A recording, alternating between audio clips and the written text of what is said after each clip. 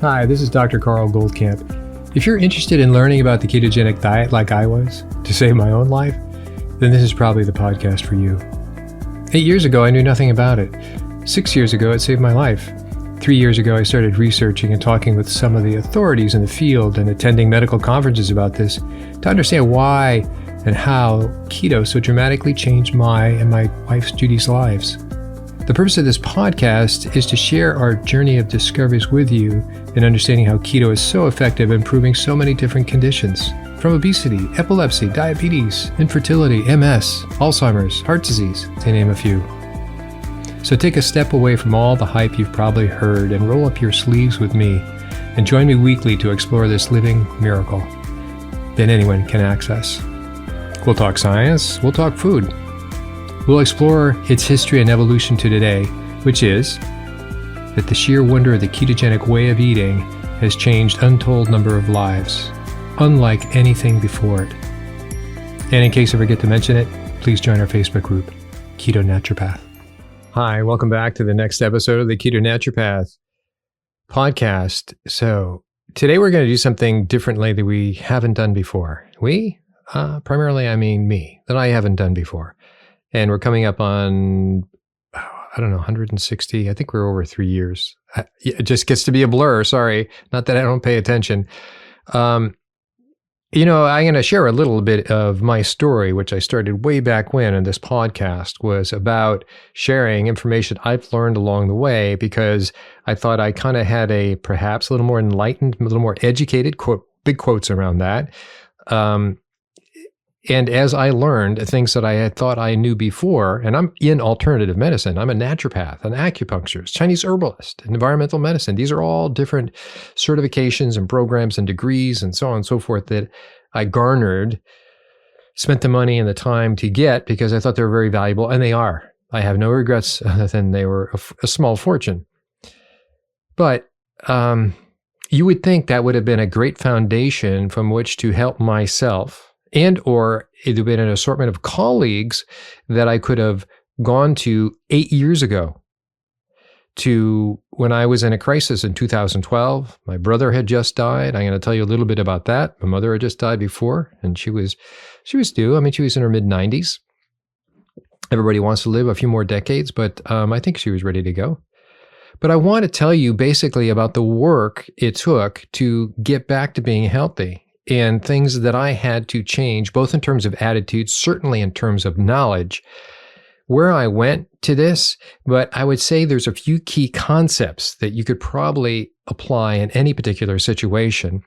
And there's a quote that I saw just the other day that it says, if you want to improve, now parenthetically said, in any context of your life, be willing to look ignorant and absolutely confused, and humble yourself just to be stupid, to ask the obvious questions, the real basic questions. If you don't get there, if you think, I don't want to ask that, I'm uncomfortable, that is an obstacle to wherever you're going. So in the case of health, if you're, you get it out of the way. On the other side of embarrassment is death. So don't be embarrassed, get out there and ask. And when you do it with a kind of a comfortable, self-confident approach, nobody, however simple they think your question was, is ever going to challenge you. They're going to say, wow, the beauty of that person to be able to say, how is it that you get enough calories, this vitamin, that vitamin, X, whatever the thing is you want to look at, and ask. And it's funny, when you change your perspective of how you ask that question, people tend to hear the question, even if they've heard it 14,000 times before, as if it's the most intelligent thing they've ever heard. You suddenly do it. It's a little bit of acting. I'm not saying be an actor in this context. I'm saying, I don't know if you've done any acting, but when you listen to different players give the same script, right? That's what an audition is, the same script. So how do you choose one person? You choose the person that incorporated that question, that script that they're reciting for you, and made it their own. When you go, wow, I don't think I heard a script. I heard that heart of that person speaking. It was that person. They took it so deeply and made it so personal. And yet you heard 5, 10, 20, 100 other people say those same words. And this person suddenly made it all seem fresh, clear and present. So that's how it is with questions. Get out of your way in terms of asking questions, because you are going to have to push away what you think you've known. And when I get emails and this, that, or the other thing from now we're on YouTube and podcasts, and I'm happy to answer these questions. But a lot of times people are trying to say, here's my question and here's what I know. And they sort of bank all these different things, the videos they've seen or whatever conference they went to, wherever follower they're following. And I don't care about any of that. I mean, the reality is we all have equal access to health. It's between you and your health. There's a straight line. You don't have to go through me to get to your health. You don't have to go through anybody else to get to your health. You have to have this. This needs to be your hobby. So, I think it's tomorrow I am going to be 65 years old. And it's interesting when you think about 8 years ago when I was 58, that I went through this downfall in health and concurrent with my wife for different reasons. And my brother had just died from multiple myeloma, and he had had multiple myeloma for about 9 years. And he was my only brother. He was 9 years older than myself, and we were very close in many ways.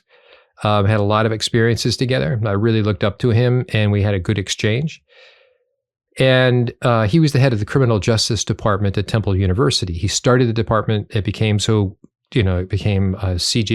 which is Crime and Justice Research Institute, in which the Justice Department actually asked if he could work on various things, whether primarily his theme was about incarceration and were there better ways to do it, and does the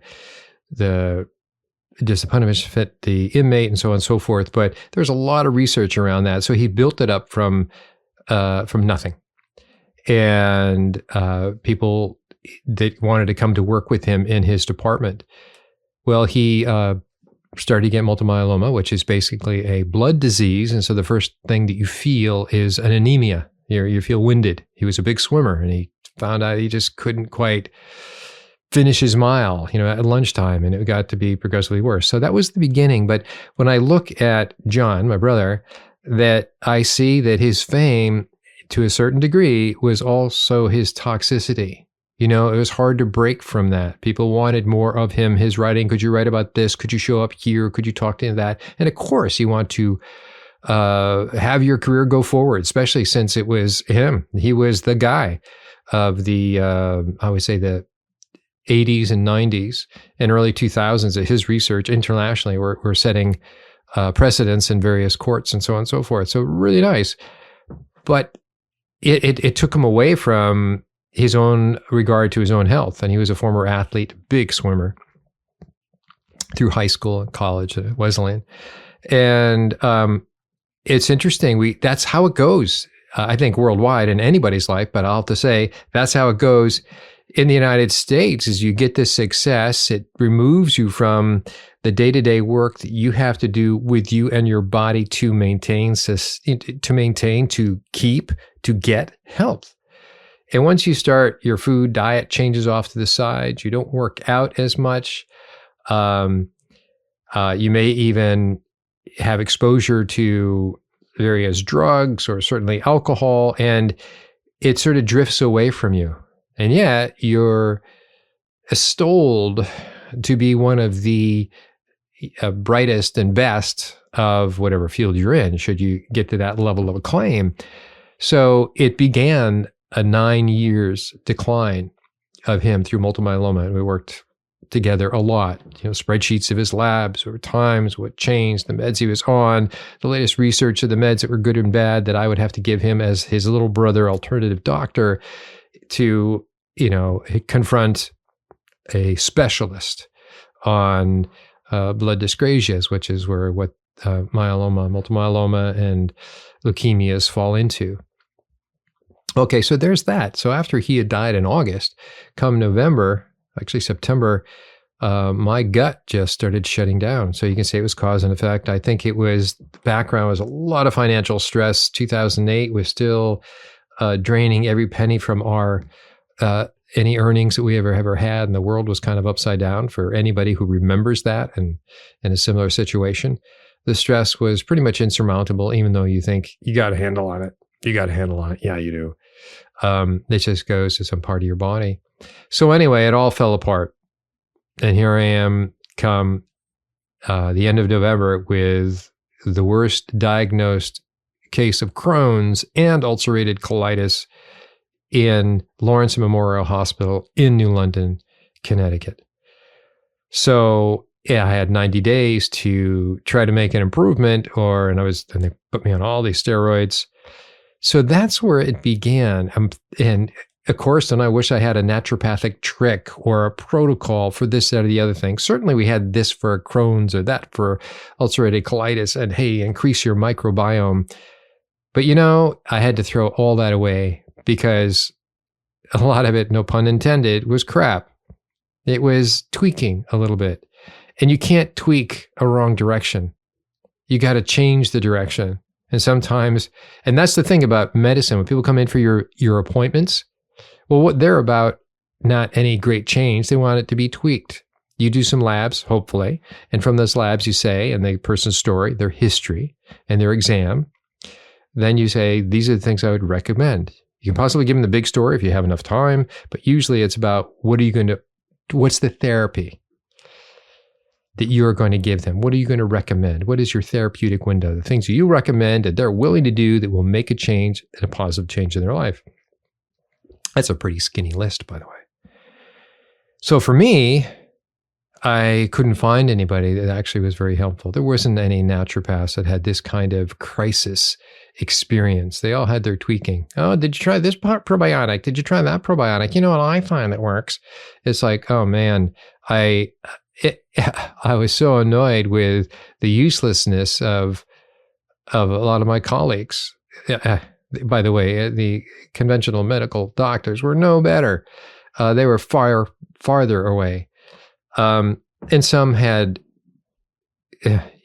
obviously sympathy and empathy for me and said, now's your time to think about all the stuff. It was getting worse and worse. And I had outrageous anemia that was from a gut bleed. And if that didn't stop, then they're going to snip out bowel resection, the bad parts of my bowel, and have a colostomy bag and et cetera, et cetera. That didn't happen, obviously. So I had to start taking all of these changes much more seriously and go big picture and go quickly. So I went to conferences, 2 international conferences on gut. I went to MDs primarily, and that was when fecal microbiota transplants were just the rage. And there was a huge prejudice. The AMA was all against it. They would have nothing but bad stories. It's like, oh, don't do this, don't do that. Kind of like the vaccines now today. And so I got to know people outside the country that have a whole different story to tell, from Belgium to France to Canada to Australia for certainly. Dr. Tom Brody's that, I luckily went to a conference with him and we got to really have some long conversations as well as his presentations. And it was just wonderful to have a different exposure, where as in the United States, it's don't do this, don't do that, and I don't know if we're trying to kill everybody, but it clearly was no bright way out of this. And even today, it's kind of a no-no, it's taboo to think that you're going to go do FMT, fecal microbiota transplant, or FT, fecal transplant. There's a whole story there. I'm not going to go into that, but that's where I started. And then I had to go back and obviously look at diet. So what was I eating? What did I think? And my education was very plant-based. It wasn't said that way. It wasn't said everybody's going to be a vegetarian or, no, it was just very plant-based. And I realized, I said, I'm going to turn that page, and you start really, and I even had cancer patients that I treated, and they said, what about oxalates and phytates, these anti-nutrient compounds? And I, learned some of that in school. And when they would bring it up, I'm thinking they're fringe. Now I'm calling other people fringe in my mind, quietly to myself. But I would look into any claim. Anybody who came to see me that gave me their time, I should give them my time in terms of believing that there was something authentic about what they said. So I would look into. So I was, in essence, the doctor was being taught by the patients in certain aspects and in certain topics. So you had to claw your way back. And so that's where the oxalates and phytates, first came into my mind more seriously. I mean, I had heard them before. And when it came into learning about keto, this is now 3 years before the first keto conference, that, those are gut problems. Those are things that I see them as eating insulation, the fiberglass insulation, and it just cuts your gut little by little. And so that's my analogy for what oxalates and phytates are. They shred your gut little by little, micro cuts, death by 1,000 cuts, as they would say. And I started to question all the nutritional value of all the plants that I was having, what you can really get from them. And so I started going to other conferences. Well, the keto hasn't started yet. So you start looking into other research. Still, at least it was online, still libraries for the most part. You can go into PubMed and go into all these others about learning about this. So gradually another side was being opened up to me. Certainly that was about eating proteins, i.e. meats primarily.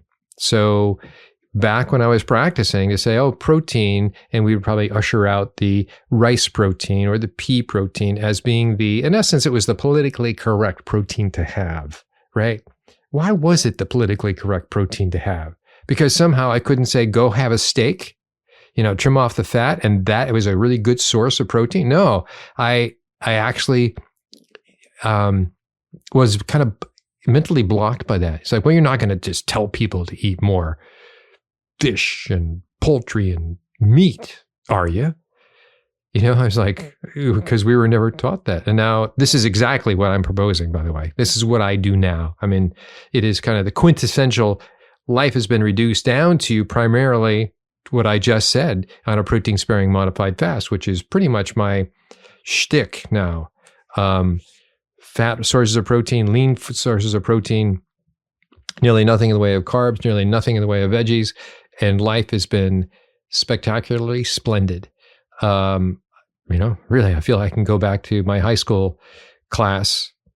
That is a class that's in high school right now, and go play lacrosse with them, or their swim team, or their soccer, which was my sports back then.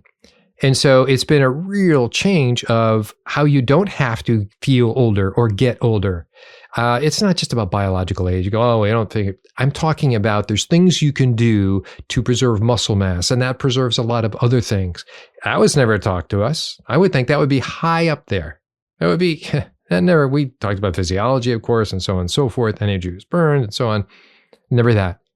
This is huge. This is absolutely huge. So the second sort of concept I want to get across is don't give up your own spunk to ask stupid questions if you think that they are, because you want the answer to that. So the stupid question here was, I know we're supposed to recommend vegetable sources of protein, but what about meat and poultry and fish? Fish is always the one that was like, well, fish, of course, fish is good as long as it's not, 2 mercury toxicity and so on. Have salmon or the fatty fish from the North Atlantic, etc., like chard. And so that was it, going back and saying, I think I'm going to go back and check why I have such an unconscious sort of, no, you're not supposed to go in that direction. So you challenge those things in your own mind. So you have to start from your own mind. You don't go duke it out with somebody. Fighting is never necessary. Fighting is never necessary. You go and you find information about the things that you thought you had the answer to. So that was getting over. That was a big deal. And I didn't buy into it right away, but I didn't stop reading about it. It's like, that's about as far as I got. And then more negative information about the other components of vegetables that weren't just nutrients. And I go, considering I was one that was proud to say almond milk instead of dairy. And my issue was dairy simply as everybody that came to see me had an issue with dairy. It took them off dairy. 90% of what they were seeing you about would have gotten better. So that was just sort of a no-brainer. You can get into the casomorphines, and you can get into the growth hormones and the estrogens and so on and so forth. That was ancillary. It was more obvious than that. It was just, don't do this for 2 months. If you're a lot better, how about don't do it for a while and you get even more better? And there you go. You too can practice medicine, I'm telling you. And so that's just ironclad about, you don't do dairy. We do it maybe 4 times a year, if that. And pushing that topic to a side. But you'd learn these things and you started to learn to challenge all the things that you were taught or that you wanted to believe. And I grew up having these gardens. We were conscripted to work in the vegetable garden for from, I don't know, 3 years on until every time you came back to visit your parents. Oh, by the way, could you go out and just retill that? Oh, by the way, could you go, while you're here, since you like doing it so much, remember through your adolescence, when you had to do it for us? So what I'm saying is a determination. Do not give up. Don't go, I'm looking for a doctor who's going to have the perfect directions for me to get back to being healthy. Guess what? There is no perfect doctor out there. They have to help you make a step in the next direction. And then you get that down and then you learn. So part of it has to be matched. You have to match whoever your best of doctors are. If you're simply passively sitting back and having whatever good doctor that you love to have, sitting back, giving you, now don't do this, now do this, guess what? There's a big unknown in your life that he or she does not know. He or she is your doctor that does not know what is or exists. They don't know all of the environmental contaminants you absorb so far in your years of existence. That is an issue, by the way. Don't we wish we can go, here's a few buttons and, oh, here's the stuff that you've been carrying around for your life. We don't know that. And so for a doctor who even has an interest, i.e. environmental medicine, there's expensive tests that they're going to go, well, let's do this. And it may come back, well, nope, you didn't have that stuff. So there's a lot of technique into extracting the history out of the person to make your best guess of worthwhile, expensive panels to go get done. Just speaking correctly. Sorry about that. To get those results, and what are you going to do with those results? So that takes a lot. And so there's a lot of working at the unknown. The unknown is you in your life going forward. There's questionable things in your past. And so we do not all work together as a robot. It's not all one size fits all. Please chuck that concept so far away you never even know how to spell it again. It's about you. You are idiosyncratic. No, you're not so different that it's like treating a turtle versus a chimpanzee. Let's bring some common sense in, but there's enough differences there. Do you have a cold or a flu, and how would you treat it differently? What is the history you have with these things? What is your diet?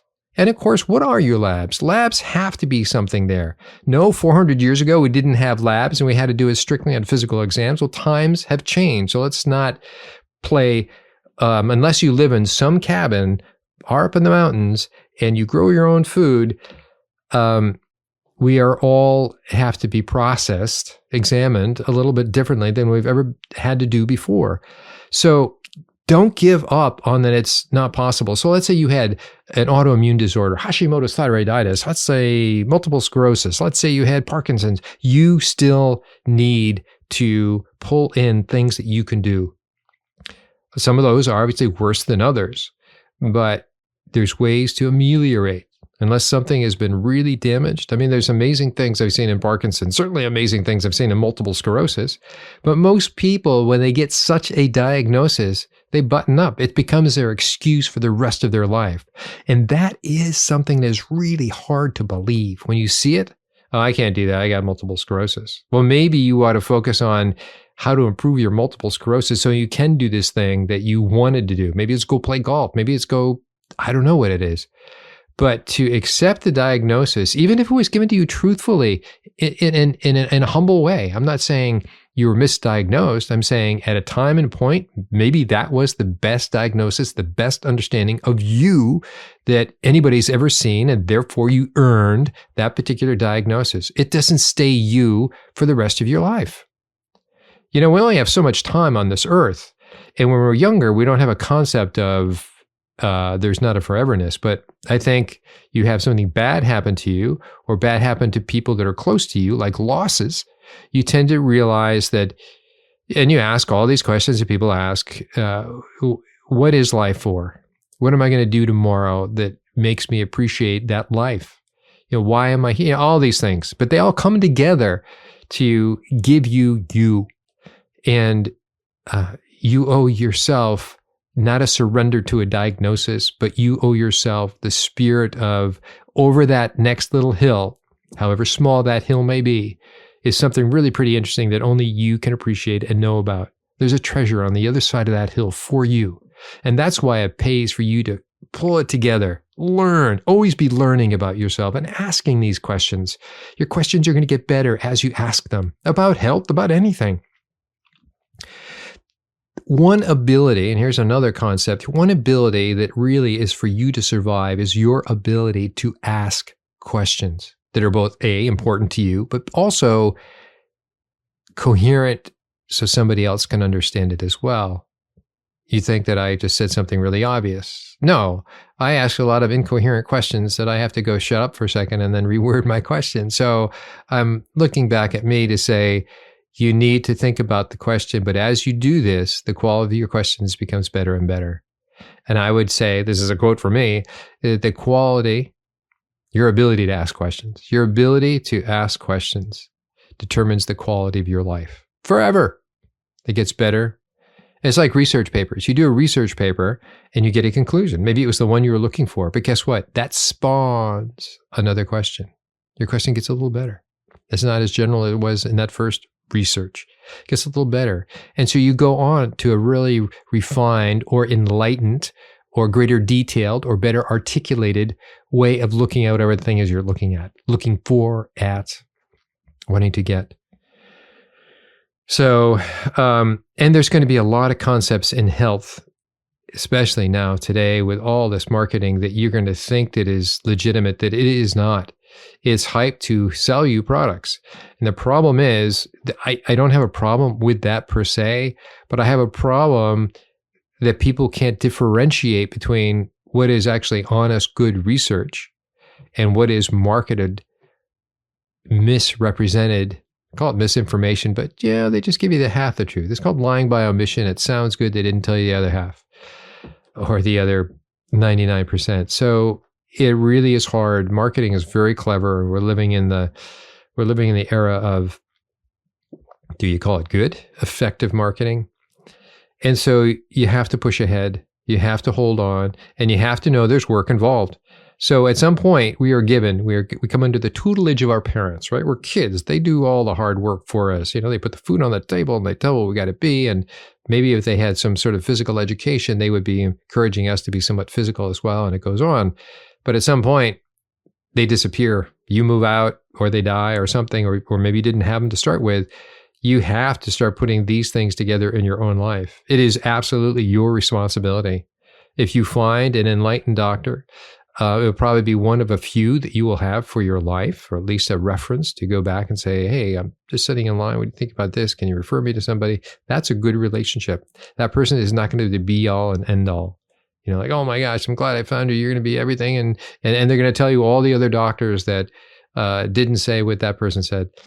Well, I'm just going to go on that every doctor is trying to be sincere. And if your experience and your expertise happens to fit with that person, excellent. But it's not going to be for everybody. So you got to stay strong, and you have to grab the idea that it is your responsibility, and don't get into blaming other people. Like, I would love to blame all the people that sort of misrepresented, in my view, the whole vegetarian thing. I'm not saying that's bad. And there's a whole plant-based, agenda. It's out there and so on and so forth. I believe that, but I'm not going to get involved in that. It takes up too much of my energy to say, there's a lot of shenanigans. There's a lot of money out there, just like a lot of things in the United States.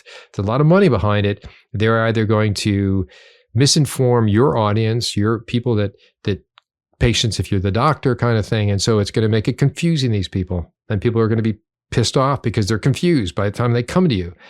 And you're going to have to help them calm down and take it one step at a time and see a few things clearly, and then build on that. You have to do that. You have to pull it back into your own sphere to say, and then we all get this way, to say that it is out of my ability to deal with these things. I don't have the experts around me, and so on and so forth. All the things you can't do or won't do, and everybody else was lucky. Don't go there. Yeah, maybe all those things are true that you're about to spew off in your defense, but it doesn't make your situation any better.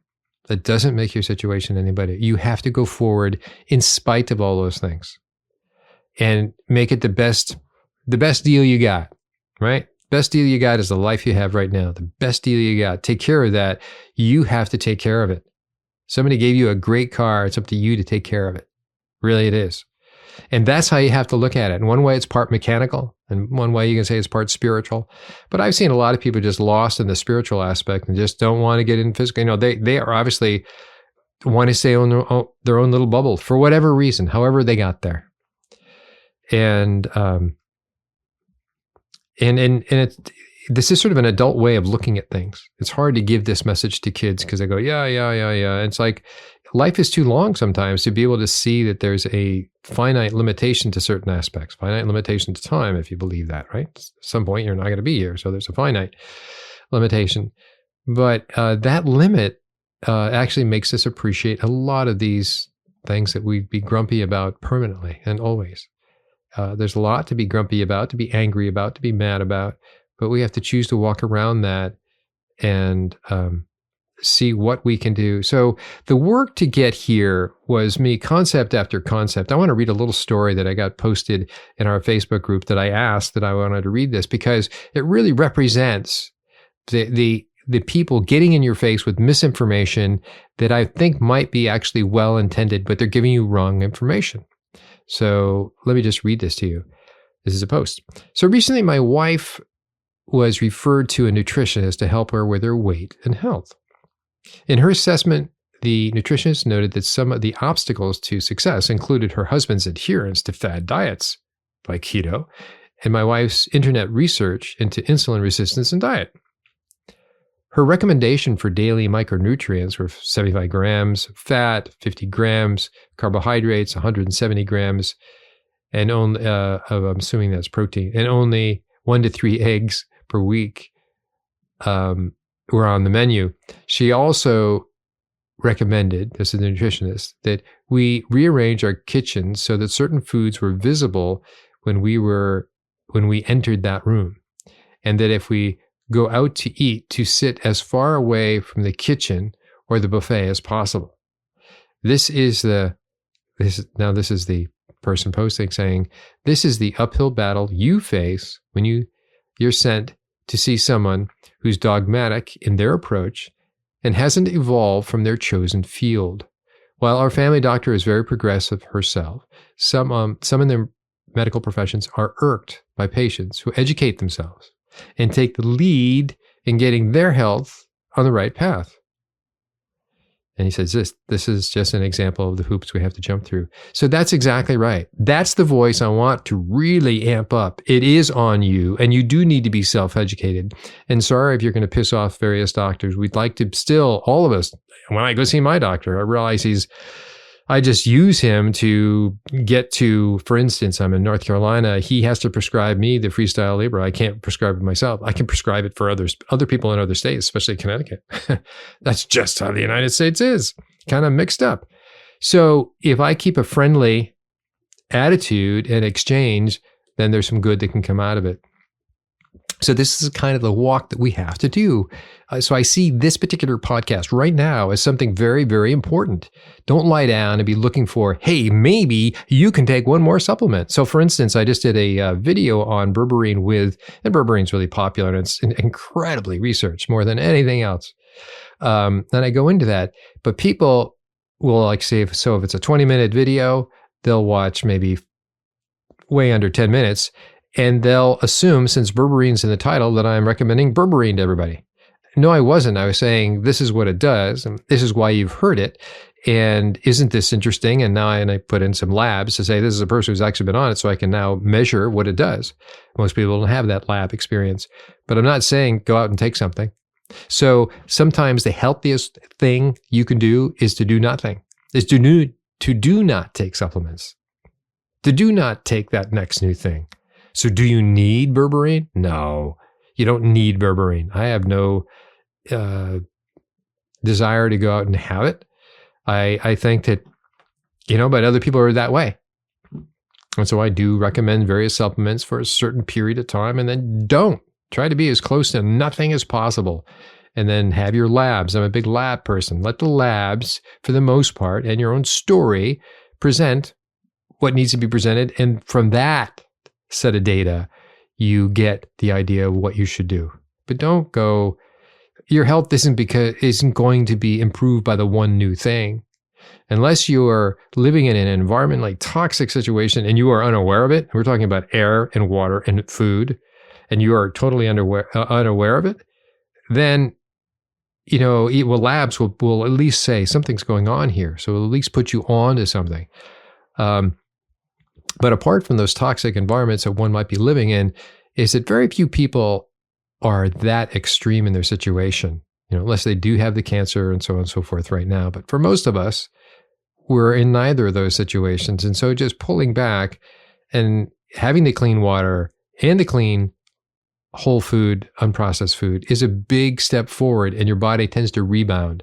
It's when you start doing shortcut after shortcut. So processed foods would be a shortcut. Supplements, a lot of different supplements would be a shortcut. There was one person who was on, I think it was 70 some odd supplements, huge spreadsheet. And so we got him all the way down to like 3 or 4.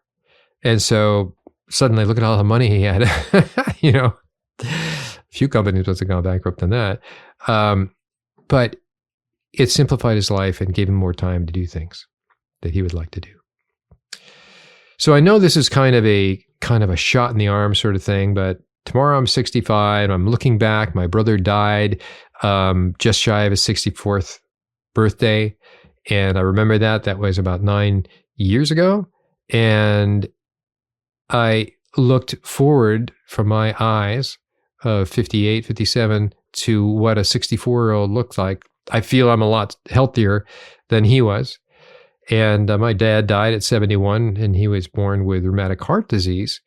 It was an infectious disease is going around back before the Depression. And so he had sort of an intermittent heart condition that caught up with him when he was much older. And he was a physician. Physical medicine and rehabilitation, a physiatrist. And so I feel in one way very lucky that this calamity for my wife and myself came to us, because we've had to really filter out what's important in our lives and what do we believe does make us healthier, and be continually looking at this. Don't say, I found the answer. The answer changes for you, changes for me.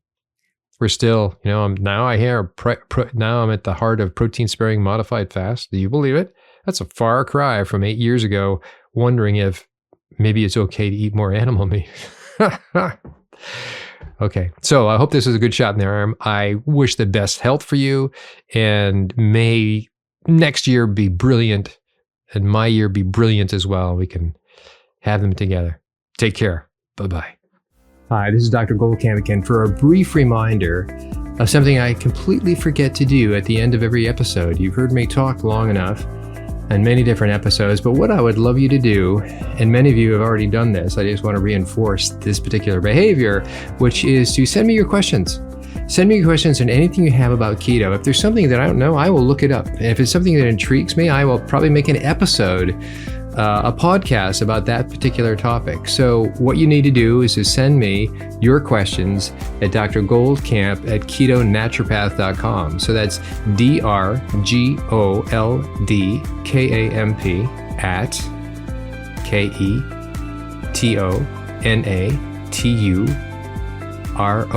KETONATUROPATH.com. Dr. Goldkamp@ketonaturopath.com.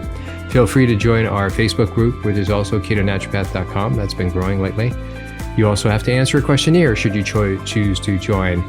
And I don't ask for your email. I ask that you follow our terms. I try to avoid advertising and the obvious interruptions of just a good Facebook group. So hope to see you at one place or other. Please send me your questions, and look forward to talking to you and getting to know you. Take care.